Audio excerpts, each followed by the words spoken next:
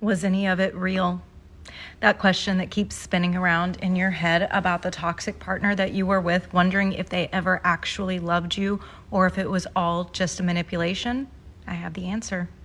When you have been gaslit and manipulated and lied to and betrayed and cheated on and abused repeatedly, and then you get all of this content that tells you the narcissist can't love you, the toxic person doesn't care about you, everything is fake, everything is a lie, and you feel even crazier.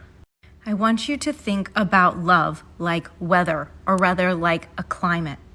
A sunny day in the middle of hurricane season does not make the sun less real. It just means that the climate is unsafe. The good was real. That's why you stayed. But love is measured by consistency. Desperate times call for desperate measures.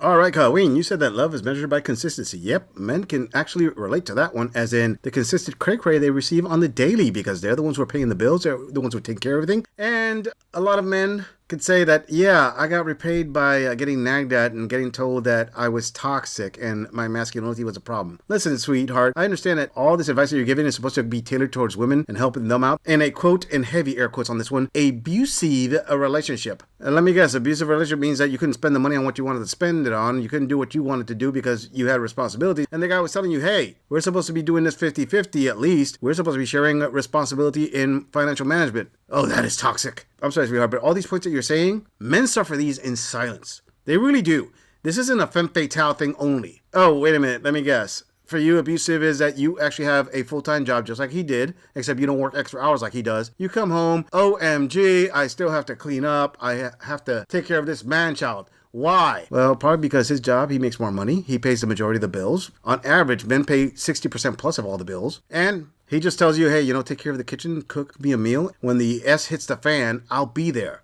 Car breaks down, I'm there for it. Repairs are needed around the house, I'm there for it. Someone breaks into the house at night trying to do you harm, I will be your shield. I will be your sword. I will protect you with my life. Nah, you're getting a raw deal. Obviously, washing the dishes and doing the laundry a little bit more often is way more important than your personal safety. But not the threat queen. You could fast forward all these headaches by just living on your own and paying your own bills. Be a boss, babe. I'm pretty sure that's going to work out awesomely. Before we move on, I want to say thank you, fam, to all of my subscribers for supporting this channel. I truly appreciate all of you who leave comments, who like my videos, and share them on other social media platforms. I truly gotta say thanks, fam. If it wasn't for you, I wouldn't be here. And for those of you who haven't subscribed yet, I thank you for tuning in, and I hope you decide to hit that subscribe button. Moving on! You were never meant to settle for breadcrumbs. You were never meant to chase for half-hearted love. You were never meant to spend your entire life decoding mixed signals and waiting by a phone. You were never meant to silence your truth because you're afraid of being too much. You came here to be met. You came here to be worshipped in your wholeness. Now, the problem isn't that you are unlovable. The problem isn't even them. The problem is that no one ever taught you how to feel safe in your body. So you mix intensity with intimacy, chaos for chemistry, and crumbs for a feast. Now, you read all the books. You're highly self-aware. You know all about attachment styles. You listen to the podcast on a weekly basis. You probably done a lot of mindset work. You know all the rules, all the dating tips. And you probably play the dating games and you show up with your little checklist. And still, your nervous system pulls you back to old patterns. Being pulled back to the same old patterns does not mean that you are broken. This is not about what to say to a man or better questions or better communication. This is about rewiring the deepest part of you so love stops feeling like survival. The women that I work with, they don't need fixing because they're not broken. They don't need another strategy or another script. They are powerful, they are magnetic, and they know that they are deeply deserving of devotion. And here's the thing. They are done performing on a stage like a puppet to be chosen. They are done pretending to be okay with the bare minimum. And they are done abandoning themselves to be loved. I take my work very seriously. When you work with me, we don't bypass. We move through it. through a body-first approach. Through the music that you already like, through sound, through breath, through the rhythm of your body, we dissolve old cycles and we create new pathways so the love can flow. Not just in relationships, but through every single area of your life. Because when the body starts to feel safe, love no longer feels like a battlefield. Your voice frees. Your desires become a magnet. When you embody your wholeness, the right man will meet you there. Listen, this is not no superficial dating advice because I'm not here for that crap. This is not about manifesting superficially through the mind. No. This is about becoming, and I'm going to say this again, becoming the woman that actually receives what she actually dreamed of, not by chasing, overgiving, or dimming her fire. Show me your shadows. Show me the ugliest parts of you, and I will show you the magic. That is my gift. So if any of this landed in your freaking bones, because it did for me, that return is for you. And you can apply in the link in my bio. Whoa, hold up there, sister. You're telling all these queens out there that they never meant to settle for breadcrumbs or half-hearted love, and they're afraid to silence their truth for being too much. And on top of that, they came there to be worshipped in their wholeness. Talk about main character syndrome on steroids. What the hell are you talking about? Hell no. See, when you go for a relationship, you don't put yourself as the number one idol to be worshipped by all these men saying, OMG, she is the total goddess of the whole thing. No, this is called check it out. This is who I am. This is who you are. This is what I bring to the table. This is what you bring to the table. Let's come together and let's make something happen. That's what this is about. Getting to know that person, seeing your compatibility, seeing where it can go from there, and understanding that you're not going to be worshipped. And more important than that, you will have to make sacrifices down the road to make this relationship work. Just like the man you came to see is going to do the exact same thing. I mean, this program that you're trying to install in these women's heads, it's self-defeating. And you're telling these queens that the problem isn't probably them? Okay, here's something from this gorilla. Maybe the problem is that all these modern mids weren't taught humility. And you're saying, oh, yeah, you heard the podcast of the weekly, and you know this, and you know that, and obviously the problem is men. Maybe everything you've heard is the toxic point. I'm sorry there, Colleen. Why don't you follow this gorilla's train of thought? How is it possible that your great-grandmother was able to be married her entire life? You didn't hear her tell you stories when you were a young girl. I'm miserable. I'm horrible. These last 50, 60 years of marriage were the worst decision of my life. No. She's actually happy. She's content. She had a long life and she was able to build a happy family, and she knew that her sacrifices were necessary for you to have a better life than she did. But no, this is all lost.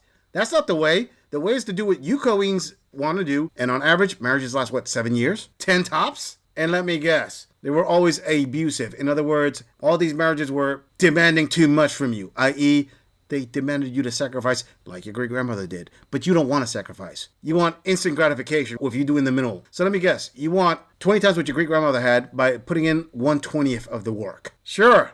That's not a recipe for a disaster. I'm pretty sure that's going to go work out magnificently. Built in with boxes of wine and cats. Through and through. And you're going to continue on with your brainwashing by telling all these younger queens that they are deeply deserving of devotion. What did they do to earn devotion?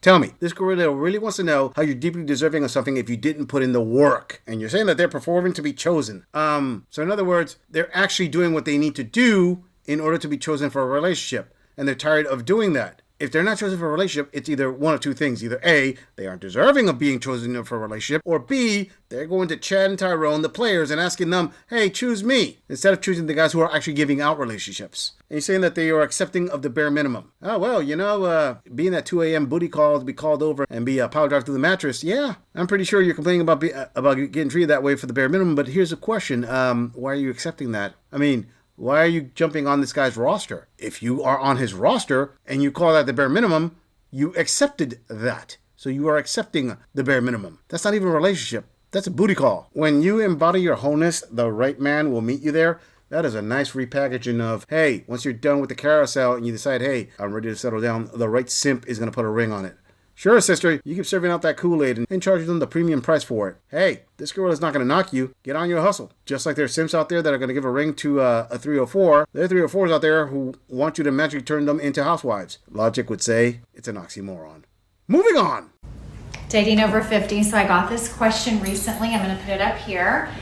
But somebody asked me, how do you know when you're being love bombed? So since I've been dating for like the last 1.5 to 2 years, I have been love bombed by a couple of guys. And so, you know, I would say I looked back and sort of like reflected, and I'm like, what did those couple of guys do that totally made me realize like this guy is completely love bombing me? So I'm going to give you 3 reasons. The last one I would say is the most important. And if you listen to nothing else from this video, the last one you should definitely let sink into your brain, because ladies, and guys, it will help you so much.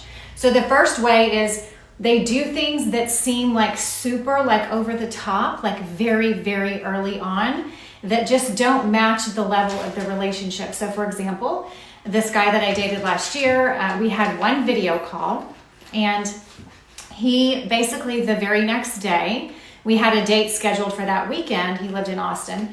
So he sends me the hugest bouquet of flowers, which was super sweet, and I really appreciated it. And what a nice gesture. However, like I said, we'd only had one video call. So although the flowers like were really sweet, I almost thought to myself, like, this seems a little too much. Like, I don't really even know this guy very well. And so I definitely think that's a very love bombing, right? Because, you know, the gesture didn't match the level of the relationship, versus when I compare it to a different guy that I dated for like 3 or 4 months, and then he would send me flowers like, I don't know, after we had 4 or 5 dates, and that seemed a little bit more appropriate. And I even appreciated the flowers more because they meant more, because I knew the guy more, if that makes sense. So grand gestures in the beginning, definitely, obviously, that means that that guy's most likely love bombing you. Not always, nothing's ever 100%, but just like most of the time. And then reason number 2 is, I would say, is they're like wanting to lock you down quickly and like want you to become their girlfriend, or want the relationship to be exclusive after like 2 or 3 dates. And although this seems very flattering, and like in the beginning I was like, oh, this is so flattering, like this guy's choosing me so quickly, and like I'll admit it, I did it, I fell for it. But really looking back, like that person, we didn't really know each other well enough to enter into a committed, exclusive relationship after only 2 or 3 dates. So I would say if a guy says that, you know, that early on, it could be that, yeah, he's possibly love bombing you, because like I said, the couple guys in my past, that's what they did. And then reason number 3, and this one's the most important reason, is that your gut, your intuition will be telling you. It will be whispering. First, it starts out as a whisper. That's how you'll know it's your intuition. But just like I always say, if you don't listen to your intuition, it always turns into a loud scream. So by the end of the time, if you don't listen to it, that intuition, that intuitive hit will just be getting louder and louder and louder. And that's what happened to me. And it just, for me, it looks like anxiety. Like when I don't listen to my intuition, my anxiety just gets higher and higher. And I typically don't really have anxiety. Like, I'll admit it, I have anxiety with dating more than I have in any other part of my life. I'm not saying I don't have it at all, but it's pretty minimal. And so when I have high anxiety level when I'm dating a guy, I need to like ask myself, what's this about? Like, am I not listening to my intuition? Because your intuition will never lie to you, and it always speaks to you. You just have to be still enough sometimes to listen to it. So I hope that helps. Leave me a comment down below. Let me know if you've ever been love bombed and what you did about it, and what were some of the signs that you experienced. And the gal that sent me that question, I hope I helped you, because that's why I'm here. I'm just sharing my dating journey just to kind of like be helpful to all of you. So anyways, hope y'all have a great day, and love y'all. Bye-bye. All right, fam, for those of you who can't read that little message, let me read it for you. It says, hi, I adore your channel. Can you do a video on love bombing? How to deal with it? What are early signs? How it is secretly addicting, but how to regulate or spot it right away. I attract love bombers. I would love to hear your thoughts on this. Thanks, beautiful. And also for my international crew that don't really understand all of the Western slangs, let me help you out. According to the Urban Dictionary or the dictionary, love bombing is the action or practice of lavishing someone with attention or affection, especially in order to influence or manipulate them. Okay, so let's go by her own numbers. She says that the number 1 is do things over the top that don't match the level of the relationship, i.e. grand gestures in the beginning. Notice how a lot of women out there will say, oh, why don't you get me flowers? Why don't you get me flowers? This gorilla has gone on record multiple times telling you, don't get a woman flowers. Just don't do it. Why? Because you don't want to set the bar that way. She's always going to go back to that and compare your latest offering in the relationship to your first offering. Now, she won't do it to herself. No. She's not the one who's supposed to come up with her top tier offering every time. No, it's on you because you're the man. And notice that the example that she said, a guy who she only went on one date with got her a huge bouquet, i.e. super simped. And she was like, oh, that was sweet because, women love flowers, but I thought that was over the top.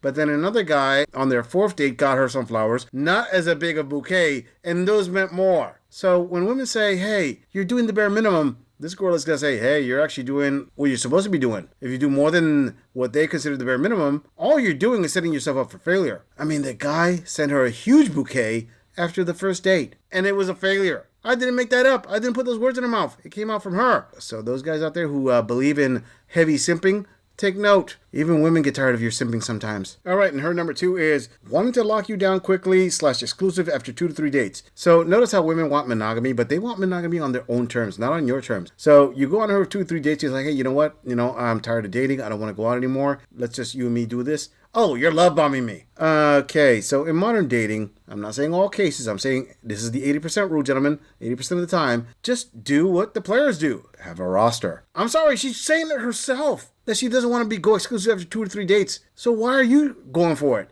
Have a roster. Date 2, 3 women at the same time. And then after a while, if one wants to go exclusive, okay, lock it down then. It's kind of funny. This isn't even this gorilla telling you to do this, actually. This is just gorilla saying, hey, check it out. She's doing it. So do the same thing. If you don't do it, all of a sudden you're being negative. You're being a love bomber. For wanting to be monogamous. Go figure. And this girl that's got to say her third reason. Her gut is whispering to her that you are love bombing, i.e. her anxiety gets higher in dating. All right, cool. Listen, queen. If the guy is doing everything right, if the guy does everything that you women say he needs to do, and you consider it love bombing, what does that tell men? I mean, you're saying this yourself. I'm going off what you're saying. This girl is not adding anything. If the guy's doing everything that you said to do, and it picks up your anxiety, and it equates to love bombing, what does that mean? Well, most men who think logically are going to think, hey, you know what? This means that I'm not going to go off your advice. I'm not going to do the things that you tell me to do. I'm going to go off your actions. So if I do all these things that you want me to do and it raises your anxiety level, guess what? I'm not going to do it anymore. I'm just going to become a player. And a man in his 50s on up who has worked on himself, hey, he's got that pull. All right? He's probably pretty advanced in his career. His finances are straight. If he's been divorced, he's probably been divorced for at least 5 years, so he's bounced back either most of the way or all of the way. He sees a 50-plus queen like you with an empty egg carton, and he's thinking, okay, why should I put in any effort for you? You're on the roster. You're a third-round draft pick at best. My first-round draft pick is in her 20s. My second-round draft pick is in her mid-30s to mid-40s. Why should you be any higher? Especially when you think I'm love-bombing you. Hey, what can I say, gentlemen? The amount of miles you're going to add to that roast beef is probably negligible at this point. You, do your rosters, and be happy. Because obviously if you try to make her happy, it's a losing battle. Now that's a lot of damage! I'm just saying, if you enjoy this audit, click on the video in the end screen for more content. If you would like to support the channel, please follow the link in the description to donate to our beer fund. Or like, subscribe, and share this video on other social media platforms. If you agree or disagree with anything about this audit, please let us know in the comments. I'm going to leave this audit right here. I'll see all of you in the next episode.